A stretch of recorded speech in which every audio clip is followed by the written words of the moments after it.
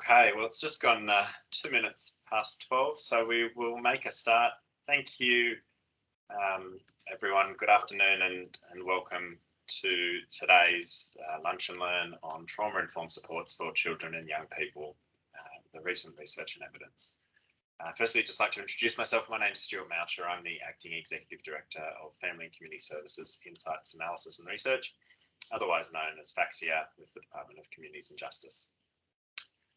Before we begin, importantly, I'd like to acknowledge that wherever we are joining today's webinar from across New South Wales, that we're all living and working on Aboriginal land. I'd personally like to acknowledge the First Nations people of the Alwood area where I have the privilege of joining from today, that being the Bedjigal people, and I would like to acknowledge and pay respects to all First Nations elders past and present, and to future and emerging leaders. I'd also like to extend that respect to any Aboriginal colleagues that we have joining us today. I'd also, with that, like to warmly welcome everyone, all our webinar participants that we have joining us today, in particular our speakers, and especially any frontline colleagues that we have joining from DCJ districts or from one of our many not-for-profit partners. Today's Lunch and Learn, I'm happy to say, has resulted in the strongest interest that we have seen for any of the Lunch and Learn sessions yet. Clearly reflecting how important this topic is and the level of interest, because we know that children and young people who enter out of home care have commonly experienced extensive trauma, and it is crucial that this trauma is recognised and taken into account when looking at how best to meet their needs.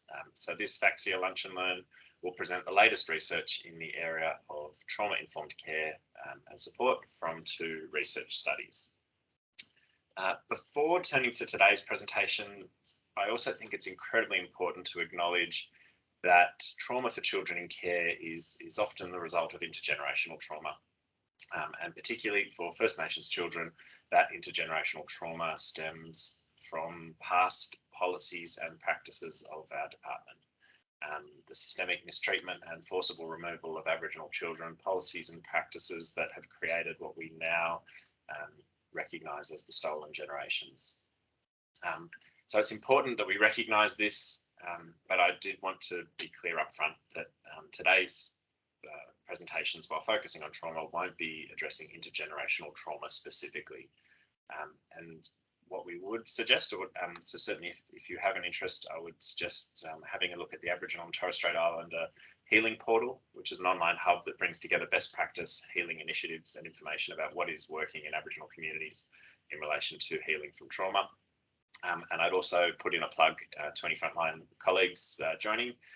If you're interested, please have a look at the previous FACSIAR Lunch and Learn on practices for fostering lifelong cultural connections.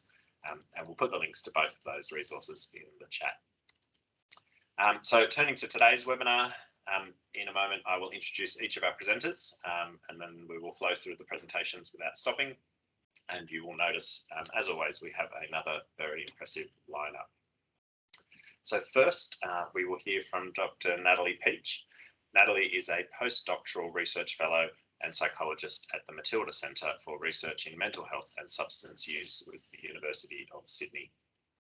She completed her Masters and PhD in Clinical Psychology at the University of Melbourne. And Natalie is the project coordinator on the COPE-A clinical trial at the Matilda Centre, which is investigating the efficacy of integrated exposure-based therapy for co-occurring post-traumatic stress and substance use disorders in adolescents. Her talk is titled Post-Traumatic Stress Disorder and Substance Use, Promising New Treatments for Adolescents. Next, we'll hear from Dr. Susan Collins. Susan is a Senior Research Fellow with the Research Centre for Children and Families at the University of Sydney.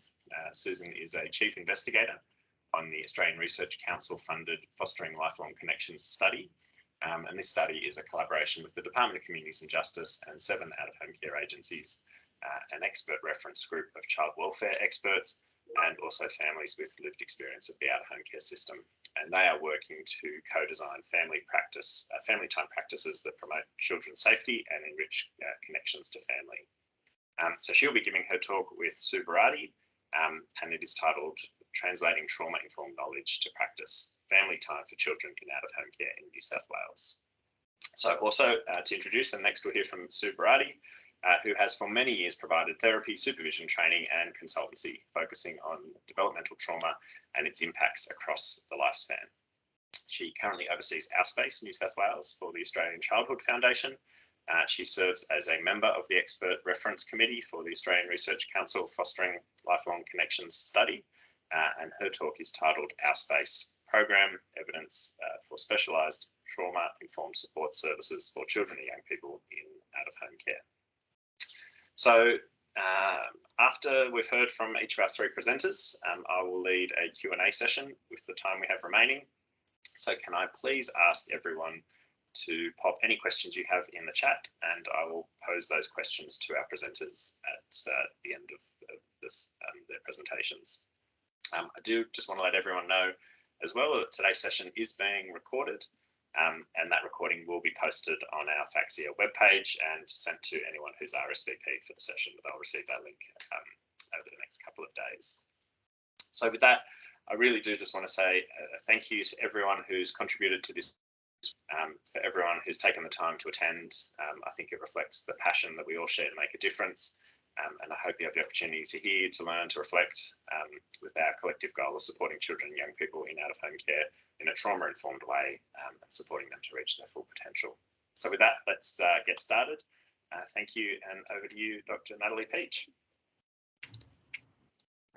Thank you. Oh yeah, just waiting for the slides to come up. Thanks, Stuart.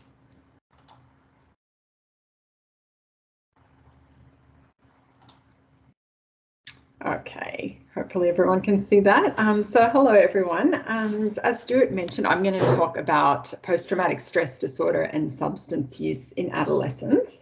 And I'll tell you a bit about the COPE-A study, which is being led by Professor Kath Mills at the Matilda Centre at the University of Sydney.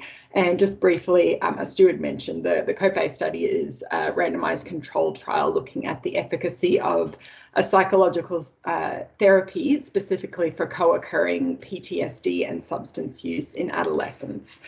So that therapy is being trialled relative to a supportive counselling control. And I'll tell you a bit more about that later, but I'll first just talk a bit about some of the background information to the trial. So just firstly, it's become increasingly well understood that there are quite alarmingly high rates of trauma exposure experienced by children and adolescents under the age of 18. So young people report experiencing quite a wide range of terrifying and life-threatening experiences. So commonly things like physical assault, sexual assault, witnessing violence, accidents, natural disasters, and so on. Some larger studies have shown that between 70 to 80% of young people under the age of 18 have reported experiencing at least one traumatic event in their life.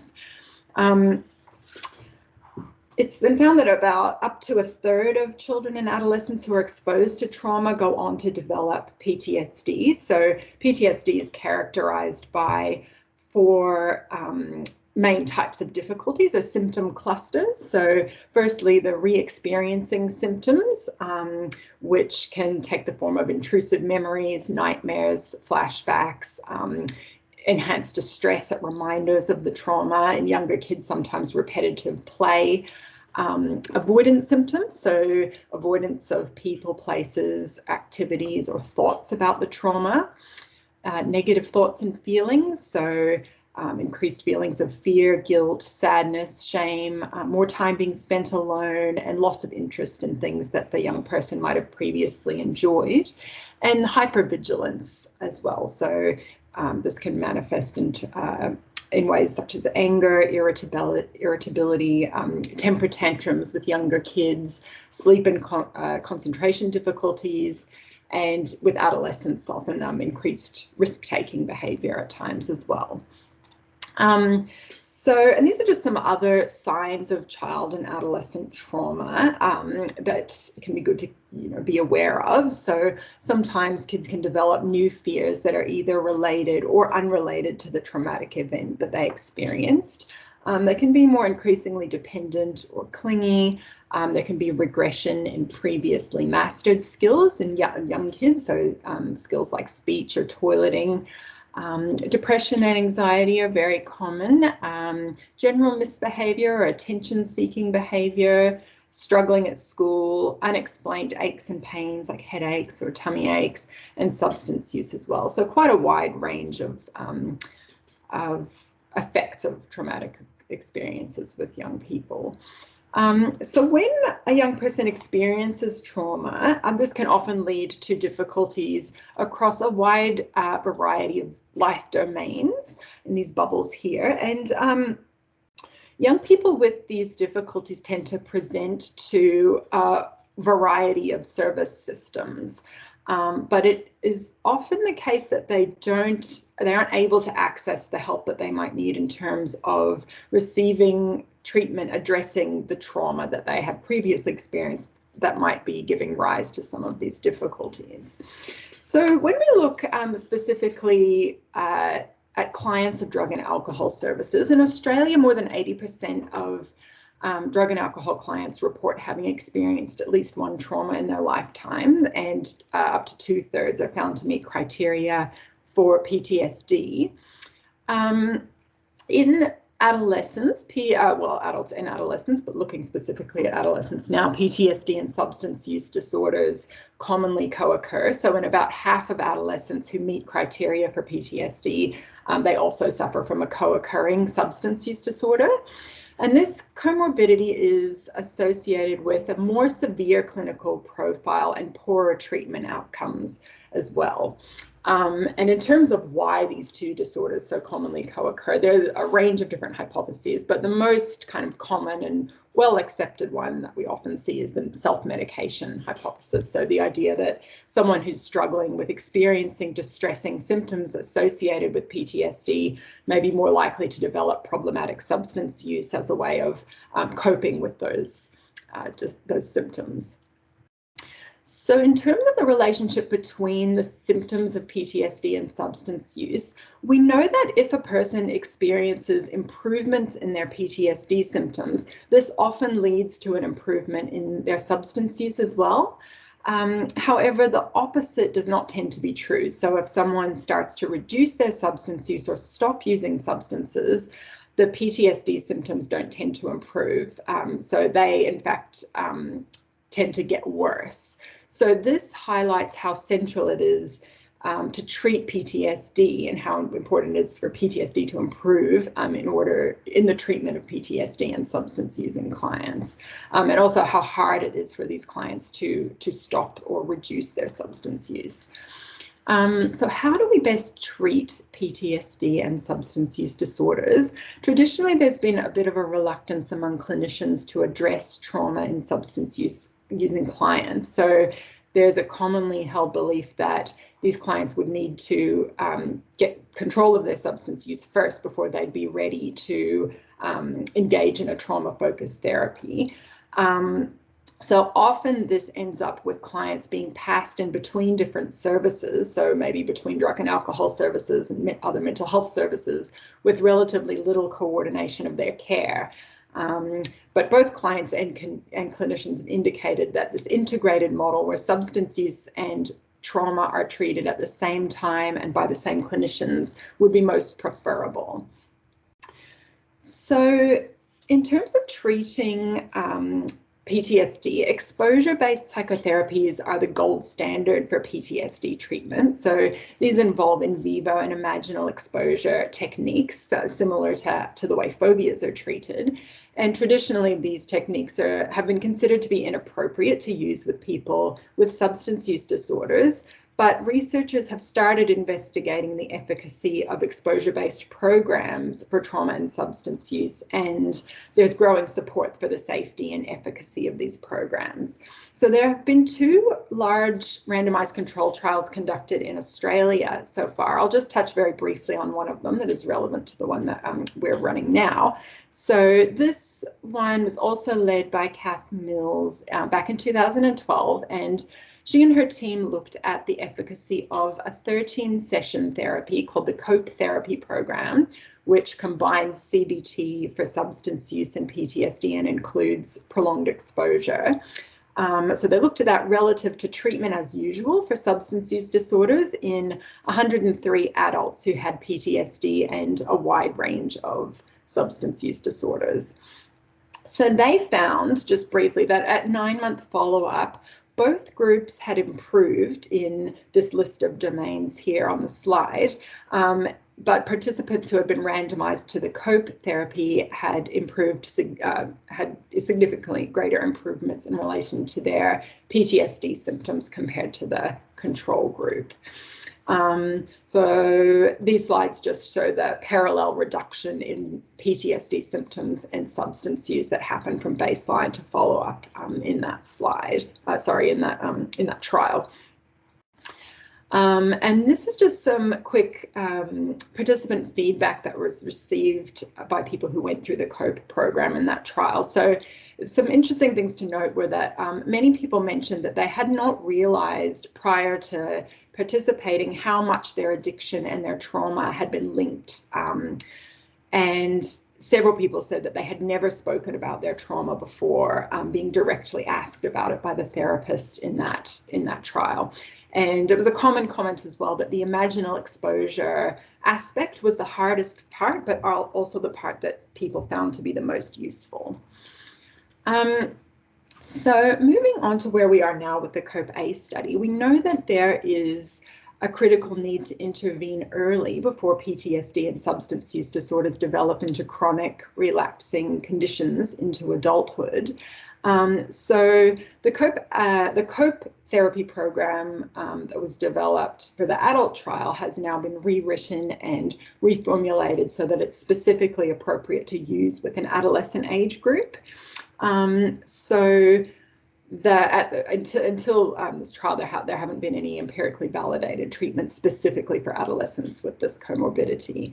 So as I mentioned before, the COPE-A, the COPE adolescent therapy, is being trialed relative to a supportive counseling control, and we are still recruiting for this trial. So until June, we'll still be taking new participants. So anyone who works directly with young people who might sort of fit this picture, you're welcome to get in touch with us if you think this could be something helpful for them. So recruiting from around the Greater Sydney region, generally we're looking for 12 to 25-year-olds who have experienced at least one trauma, meet at least a sub-threshold diagnosis of PTSD, and these are things that we assess in the screening when we receive referrals for the trial.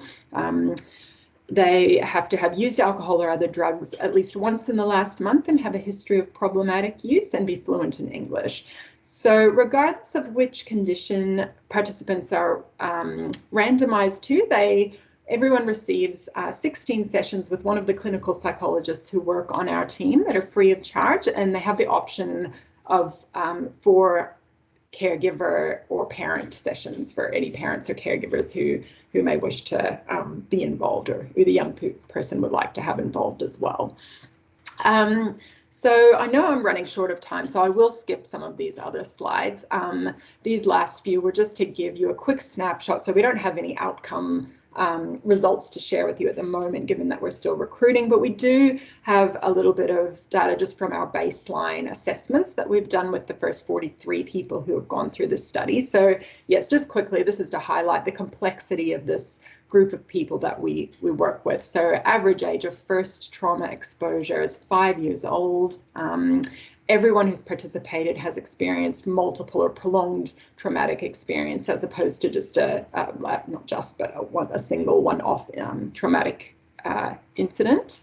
You can see the list of most common experienced traumas there, and in this group there very high rates of attempted suicide, both in the last year and across the lifespan as well. So in terms of substance use, most common substances are alcohol and cannabis, and the vast majority of the sample so far has met criteria for a severe substance use disorder. Average age of first use of substances is 8 years old with these young people. So yes, I'll skip the last few because I know I've gone a little bit over time, but these were just to again highlight the complexity of these young people and the number of other professionals involved in their care that we liaise with as well to help them through the trial and support them along the way. So just to conclude, these are the young people who don't often access treatment. They're often sort of in the too hard basket with a lot of services, and we're hoping that our trial will improve our understanding of how to treat PTSD and substance use at this critical developmental period of adolescence. So I think Grace will share the study website if anyone wants to register your interest or get in touch with any questions or referrals. Please feel free to contact us, and yeah, hopefully we can help out a few more young people. So thank you very much, and I'll pass it now to Susan Collins and Sue Barati.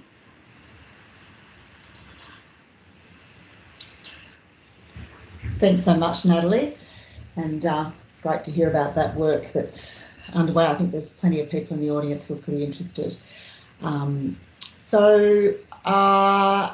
I thank you for the invitation to be here today. I'm really hoping my internet stays strong. It's a little bit patchy. And I'd like to also thank my co-presenter, Sue Barati, who will be talking a little bit later. And yeah, without further ado, also to acknowledge that I'm coming to you from the land of the Dharawal people, and to pay my respects to elders past, present, and with us today. So as Stuart said earlier on, you can watch 2 previous Lunch and Learn sessions. Oh.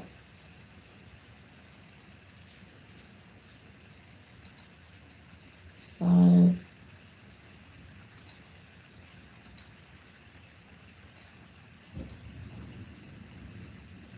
can you hear me? Yeah, we can. Oh, goodness. My slides seem to go strange. Anyway, just to say that you can watch those earlier Lunch and Learns on the Fostering Lifelong Connection study that Stuart mentioned in the introduction. So I'm not going to talk much about that. I'm just going to focus on the trauma-informed practice aspect of that study. Just want to say that this project, I'm sharing a piece of art that was developed as part of the project by Annie Lorraine Brown and Annie Narelle Thomas from the Coomadici Aboriginal Corporation with our action researchers. And it represents the 4 nations on which we are doing our research. So we're doing research that's based in Wollongong, Maitland, Sydney and Dubbo. So just to say that this is our very large research team. It's a very collaborative exercise, and I just wanted to show you that. You can look at these more in detail, but I'm really focusing on the work with the expert reference group, highlighted in red, and Sue Barati is a member of our expert reference group. And this is just to represent the way we're doing the research. So we've done 3 plan, do, study, act cycles where our action researchers, our 3 action researchers in those 4 sites trial different practices. These are the practices they've trialled. You'll see highlighted one on co-regulation that Sue will talk a bit about at the end. You can go to the Fostering Lifelong Connections website to learn more about all these practices, and you'll see those links at the end. They'll be shared with you. But just to say that there are 3 underlying and quite overlapping principles that guide this larger study: trauma awareness, cultural safety and respect, and reflective practice. And today we'll be looking at trauma awareness in particular, and about how we've tried to build evidence, and the sort of the 3 ways we've tried to do that. The first being really trying to kind of come to grips with what current knowledge, confidence and practice is in relation to family time, otherwise known as birth family contact. I've put the title of the article here that Sue and I co-authored with Amy Conley-Wright, the Director of the Research Centre for Children and Families, and another member of our expert reference group, Associate Professor Loyola McLean from the Brain and Mind Centre at the University of Sydney. And you can see that article, we've linked to that there, and also in the follow-up information you'll get. The first thing we did was look at, we did a rapid evidence review, so really sort of getting to grips with what this thing is called trauma-informed practice, what it's for, where it's landed in relation to out-of-home care. You know, a lot of the early research is from health, primary health, and mental health. Can't see any slides. Some people, anyway, hopefully some people can see them. We're talking about a holistic and integrated practice to rebuild safety and reorient services and service systems for empowerment and healing of individuals, children and families and adults. So it's not just about preventing further trauma, it's about healing and recovery. And how we do this, what workers need to do. And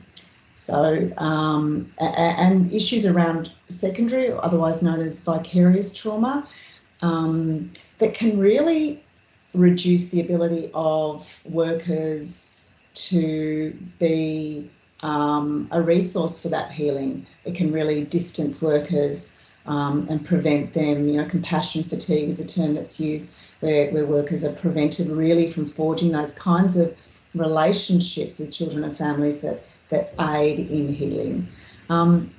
So there's a whole lot of literature, and again, the article covers a lot of this. I'm not going to go into a lot of detail here, just to say that in Australia we do lack a sort of consistent practice framework for responding to trauma. In the out-of-home care system, that tends to be sort of handballed over to therapists, so specialist services, psychology, and not seen as being the sort of the purveyor of the out-of-home care system itself, and the implications of that. So we did a very small study as part of the larger Fostering Lifelong Connection study. So that's the publication that I've shared, really to look at workforce beliefs, behaviour, knowledge and confidence. I don't have a time to look at all the results, but just to share with you, we did an anonymous survey with our partner organisations, one of those being DCJ, and organisations that had operations across New South Wales. Of course, DCJ does, and some of our partners also do. So we really wanted to sort of surface what was happening at the level of practice. And 118 caseworkers or casework managers completed that anonymous survey. We also interviewed 15 organisational leaders within those 8 organisations, so DCJ and 7 NGOs, and then analysed our results. I'm going to really sort of hone in on the worker survey here. This is again for you to delve into a bit more later. But really, I think what I want to show here is workers overwhelmingly support contact. So they really believe that direct contact, face-to-face contact is good. It's in children's interests. It's important that birth relatives deserve and have a right to have opportunities to rebuild their connections with children, and that you know, that this is an important area. Caseworkers reflected on the training they'd received about contact, about trauma, about attachment, childhood attachment theories, and so on. And generally speaking, they 2/3 felt they had, you know, enough training. They had received adequate training about family time and about trauma. However, only 39% felt they could apply this knowledge to contact practice. But in particular, a particular area that they didn't feel the training had equipped them for was to communicate with carers about the trauma expressions they were seeing, or to mediate disputes that arose around family time between birth relatives and carers. So surprisingly then, there was quite high rates of confidence amongst workers. 79% were confident they could apply trauma-informed practice to family time. Now, we did have quite a lot of undecided ratings, so people were uncertain, and that might explain that higher rate of confidence. But generally speaking, there was a sense of being able to keep children safe at contact, and that being the priority. Organisational leaders were similarly really concerned about the lack of the fluidity of language, how uncertain they were about what actually constitutes trauma-informed practice. Very cognizant of, very highly aware of cultural safety and the need to embed cultural safety as a fundamental part of trauma responsive and sensitive practice. But not a good sort of overall sense of how that was being done, and certainly no consistency around how that was being done, how children's psychological safety was being protected, and how workers and workforce skills and retention was being enhanced. So there was not a lot of consistency around, say, supervision being used as anything that would prevent or identify and then be able to address issues around vicarious trauma that were emerging. So, you know, we all know about the high rates of staff turnover, and that really speaks to that it was a concern across the board. So the second way we've tried to build knowledge is through co-design and disseminating practice-ready resources. So, you know, co-design and collaboration are really important features of the Fostering Lifelong Connection study. I've talked about that large community that's come together to work on this research. And so I just want to sort of say that what we've also really tried to amplify other voices of experts both by experience and by profession. So as a parallel to action research, which we'll talk about and we'll move on to, and Sue will talk a little bit about one of those trials, we've really tried to give experts a chance to learn alongside each other and learn from each other, including experts by experience. And so we've been working with 7 overall, young people, young care leavers, birth parents and carers over the life of the project. And they've really helped in terms of reflecting on what we're seeing out of our action research trials, what we're seeing out of the knowledge building, and really trying to drive system change in a very organic and immediate way. And I'm conscious of the time. Just a couple of specific trauma-informed resources we've developed. One, taking Journey Towards Trauma-Informed Practice for Family Time, based on that evidence review, really. The other one, Words Matter, developed in large part by Sue Brady, which looks at the power of language that's used to describe children's behaviour and the way that serves to distance adults from children and what they're experiencing and their feelings. We've also developed a couple of resources with our 2 expert by experience mothers, Chantel Rossi and Tegan Whitaker, and you can look at those. Again, these are all going to be available to you.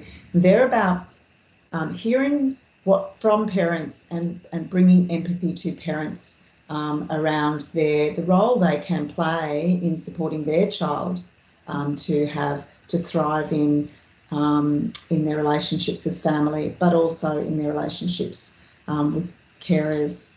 And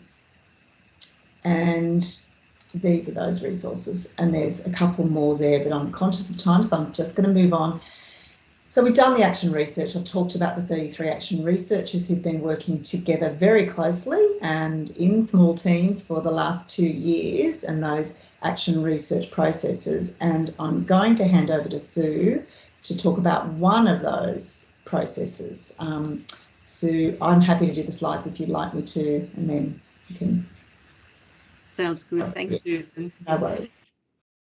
So the co-regulation action research cycle was, I guess, in most part for me, really highlighting how parallel process and our ability to be able to include ourselves as professionals in the way in which we think about trauma and how we provide a robust response to a trauma-saturated workforce was kind of top of the topic. So as we think about how we work with our care providers and the children that we support, when we don't include ourselves in that trauma system, there's a piece missing. And as well equipped as we are and as well resourced as we are in terms of training, the ability for us to be able to stay in a child-focused and a child-sensitive, trauma-responsive way is very difficult when we keep reverting back to adult appeasing approaches as a result of our own ability to include ourselves in that trauma system. So we could talk about that forever because it's a never-ending implication of our work in this environment. But I guess we now know that it needs to be considered. Thanks, Susan. In relation to helping build a workforce that is trauma sensitive, we developed something called the TECA tool, which is a trauma expression and connection assessment, and it clearly articulates a narrative around the trauma expressions and how we might see those in behavioural expressions by children. And it focuses on the relational states and relational safety that children experience and what they might be showing us in those 4 domains, which is the fight, flight, freeze and fawn domains, and how to respond to those. This tool was developed largely to support anybody working with children who've experienced trauma to be able to recognise and respond in a trauma-sensitive way that is couched in safe relationships. So the tool's available from us, and we're providing training and support to develop and implement that into your own contexts that you would find helpful.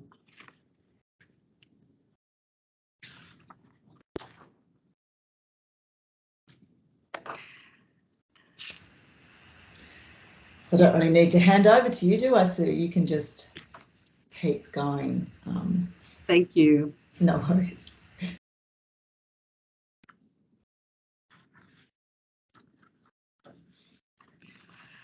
So I'm just very briefly going to talk about OurSPACE, a fairly new program on in the landscape in New South Wales for children in and out of home care.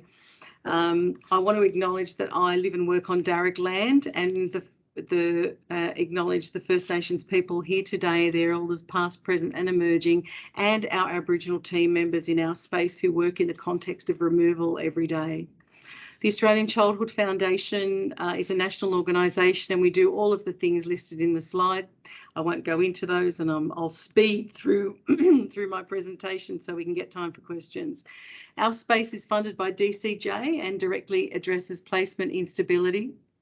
Anyone can refer, there's no cost. The children and young people need to be in care of the minister or have an interim order. They need to be living in New South Wales and have had 2 placements in the previous 6 months. Our service offers outreach counselling anywhere in New South Wales and resources the network of adults that support the child's unmet trauma needs. And we focus on building relationship permanence for children and young people. We continue working with the child regardless of their geographical placement because of the unique nature and the impact of the child's trauma experience. Relational permanence and relational consistency needs to be considered. And it's very important to us that regardless of where a child moves in the state, that the therapist remains the same for them and that relationship is stable. Each child and their therapeutic plan will be slightly different and known to that therapeutic specialist, and this approach echoes our stability, playfulness and safety and most of all hope for these children and their therapeutic work.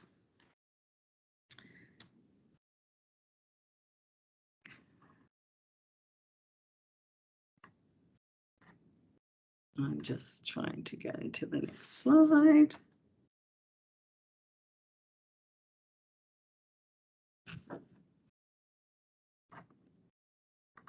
Sorry about this. All of our the support that we have, as we talked about just very briefly, the nature of vicarious trauma is very real for anyone that works in the context of child trauma, particularly child removal. So our support systems in our program offer a range of supervision, but it's specifically tailored and responsive to our Aboriginal staff. We have a very considered support system that is continually being redesigned and redeveloped in response to the needs of our team. All of our reports and assessments are able to be read by the young person, their carer, and any professional that is a resource to that child.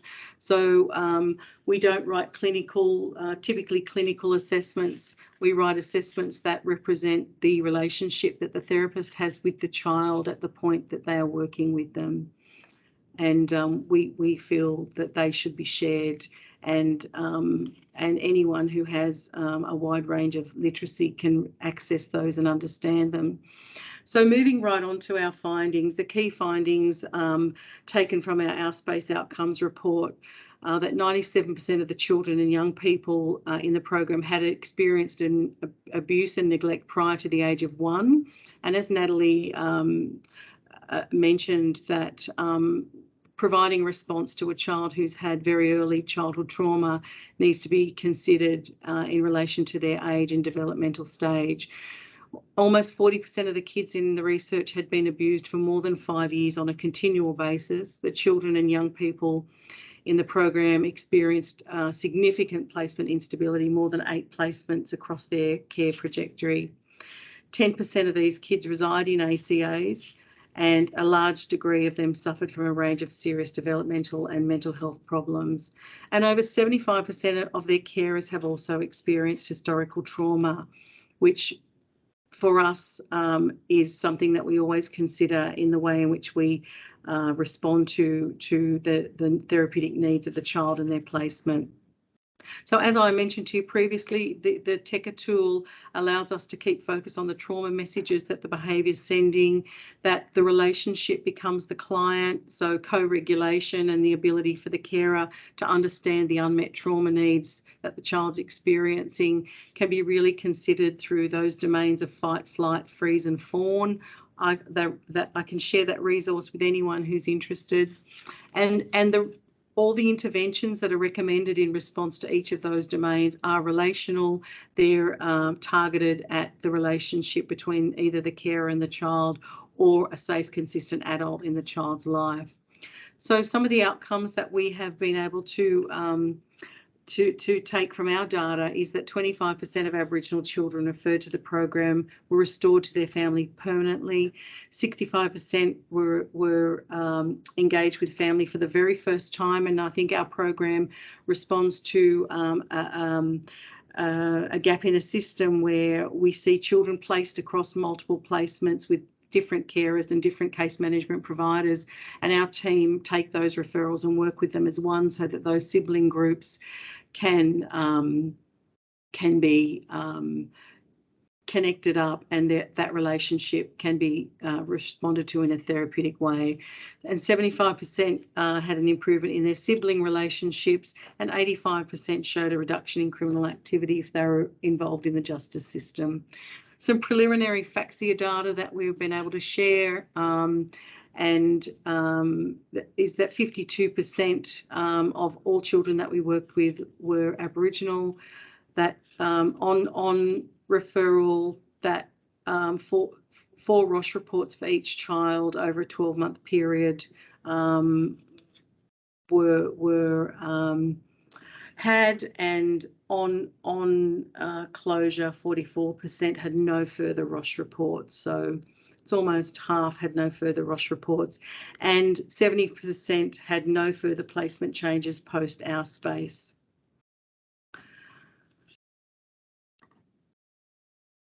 So for us, we see the biggest barrier to stable placements is the misinterpretation of the language or the behaviour of children, and how, you know, we as a sector keep reverting to behavioural responses to the trauma needs of these kids.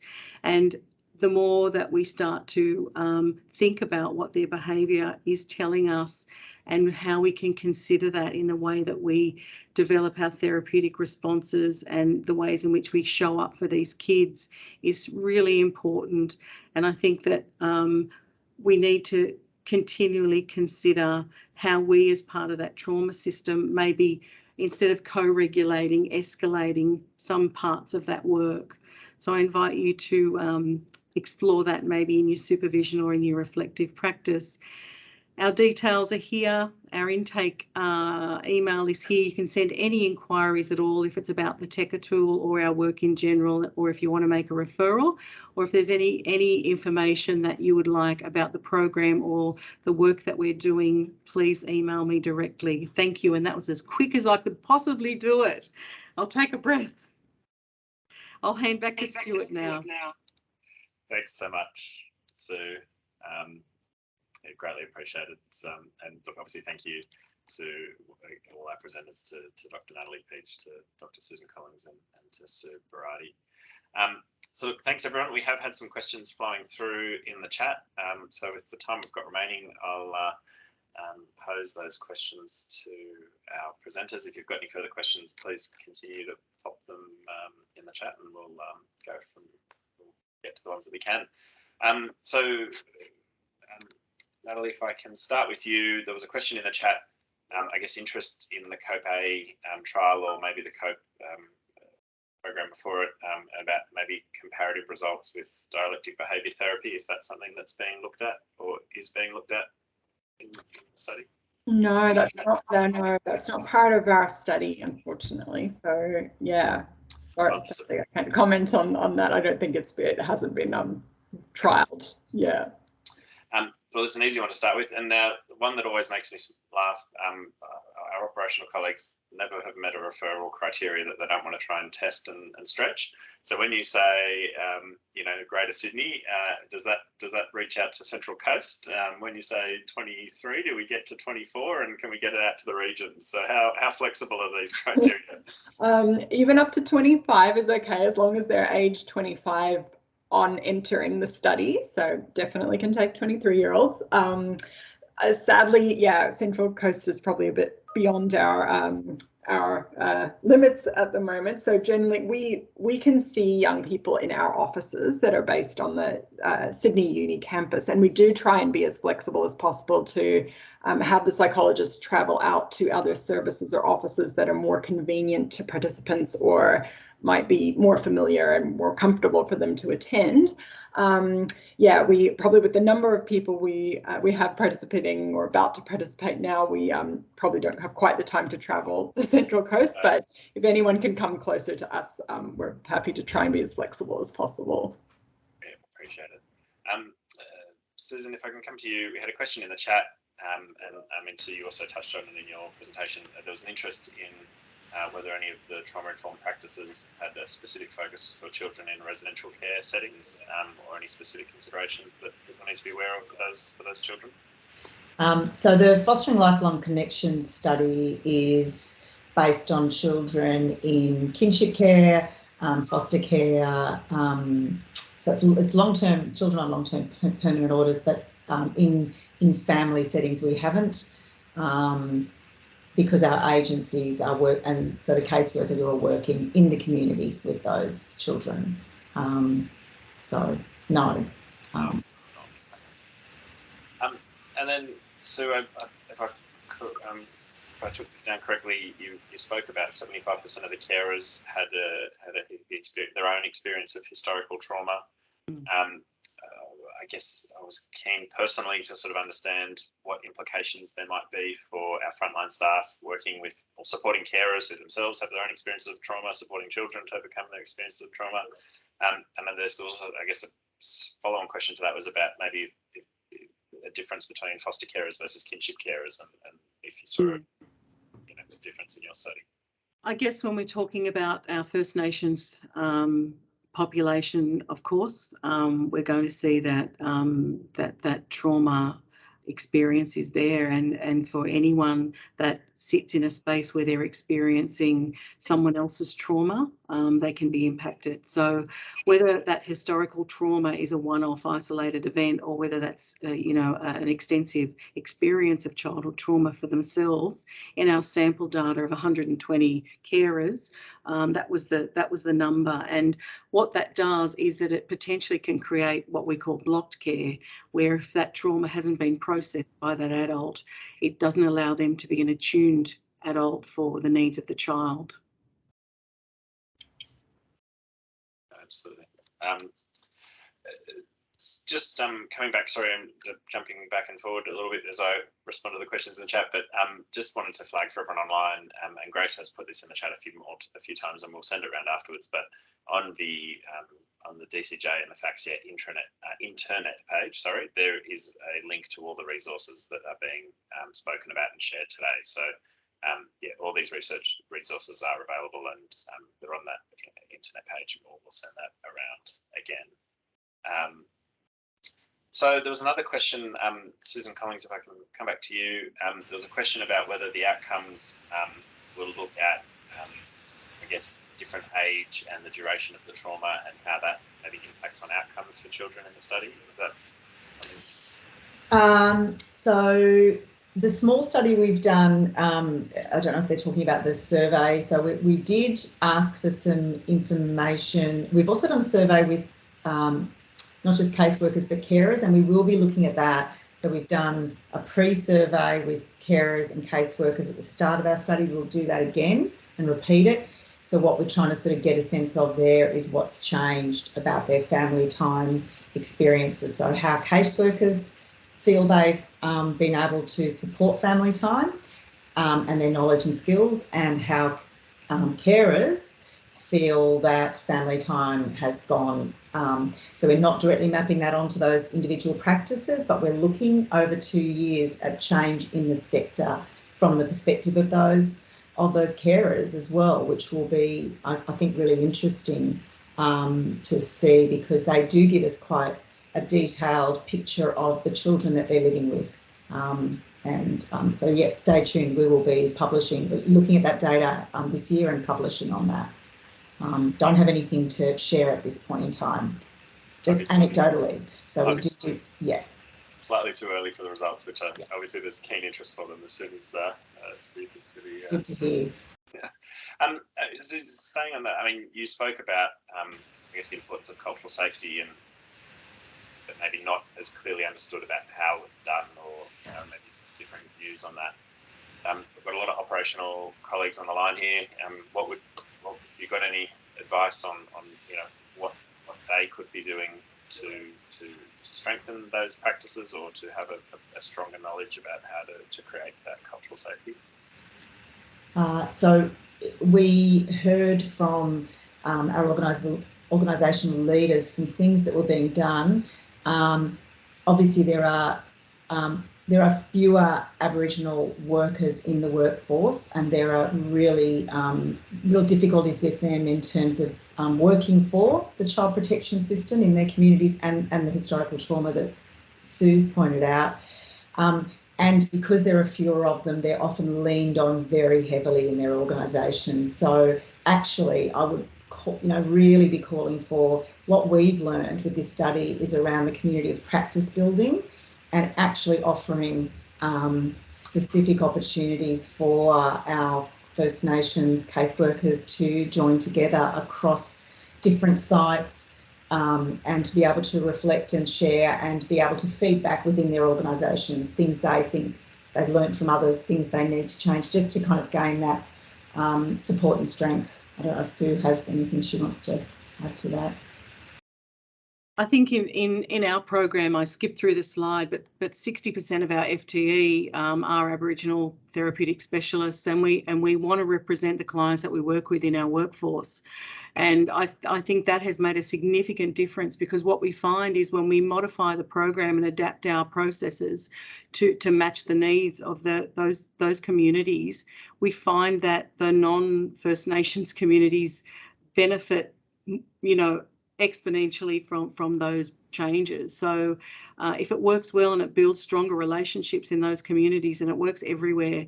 So I take the wisdom from our staff and our team and our Aboriginal leadership, and so far it's worked wonders. I mean, we're getting extremely great outcomes for all Aboriginal kids in our program because of our Aboriginal staff. Thank you, Sue and Susan. Sue, I guess similar sort of question, or maybe Natalie. I mean, it really resonated with me certainly when you talked about understanding the trauma responses of kids, and I guess the behaviours that might manifest, and making sure that we have a trauma-informed response, not a behavioural response necessarily. And I guess that concept of language and behaviour. I know, Natalie, you presented on the wide range of how those behaviours could manifest. So again, have you got any advice for our colleagues on the line about how they can best understand, identify, respond when they're seeing those types of behaviours in the kids that they're working with? What would be your advice to them? Was that for me? Well, yeah, if you want to go first, Natalie, please. So do you want to go? You might be better. So, you want to jump in first? Look, I think, if we start thinking about that all behaviour is language, these kids can't access language when they're trying to tell us and it's, mostly relationally oriented. When we think about the needs of these children and they're seeking connection and the ways in which they ask for that, it obviously looks, most of the time antisocial, as we would call it. But, whether it's in the fight domain or the flight domain or the flee domain or the fawning domain, which is showing, great levels of appeasing behaviour, and they're the kids that often show up as the kids who a lot of the time professionals see as the ones that are resilient and robust, and they use those words, but they're actually kids who internalise their trauma experience. And what we need to do is consider that as an effect of the trauma and respond to that in a way to try and build self-confidence and self-esteem to give those kids a voice. So, as I said in my brief presentation, that all behaviour is language, and we need to consider what that language is trying to tell us. Is it that they need to flee? Is it that they need to fight? Is it that they need to tell us something they can't tell us with words? Yeah, I think that's a fantastic takeaway from today's discussion. So, yeah. Natalie, now can I come back to you? Now, obviously, our colleagues on the line have got some very particular children in mind that they're wanting to refer into your study. So there's clearly some very precise questions. Question on the chat about an interest in developmental trauma, and I guess understanding differences to PTSD, and whether children specifically experiencing developmental trauma would be relevant or appropriate for your study. Yeah, so I guess the key thing for inclusion in this particular study is that the young people have to have met at least one of the criteria for all of the 4 PTSD symptom domains. So they don't have to have a full diagnosis of PTSD. So developmental trauma and those adverse childhood experiences are very common in our group. Almost everyone has experienced that so far. So it just, because we're trialing the exposure-based therapy, there is that need for it to be an appropriate time, and for the young person, for it to be the most appropriate therapy for that person at that time in their life. So they sort of need to have that intrusive kind of memory of the trauma, or some memory that they can work with in the exposure-based tasks if they are randomized to the COPE-A therapy. So if that doesn't really characterize a main problem for them, then it might be that COPE-A isn't most appropriate for them at this time. But developmental trauma is a big part of the picture for these young people. It wouldn't exclude them. So I would just flag that does bring us to time, so I will sort of to bring us to a close. Apologies to anyone who's posted questions in the chat that I haven't had a chance to pose to our presenters, but can I just take one final opportunity to thank our presenters today. So a massive thank you to Dr. Natalie Peach, to Dr. Susan Collins, and to Sue Berardi for obviously an incredibly interesting, engaging and incredibly relevant subject area. Thank you to everyone for taking the time to join us online. Again, just to flag that the recording from today will be sent out to everyone, along with the link to the internet page where the resources that have been discussed will be available. And if there are any questions in the chat, we will endeavour to get back to the collective group with answers to those. So again, thank you again. Thank you for everyone for joining. Thank you everyone who's helped organise today. I hope it's been as useful for you all as it certainly has been for me. And with that, I look forward to seeing you at our next Lunch and Learn.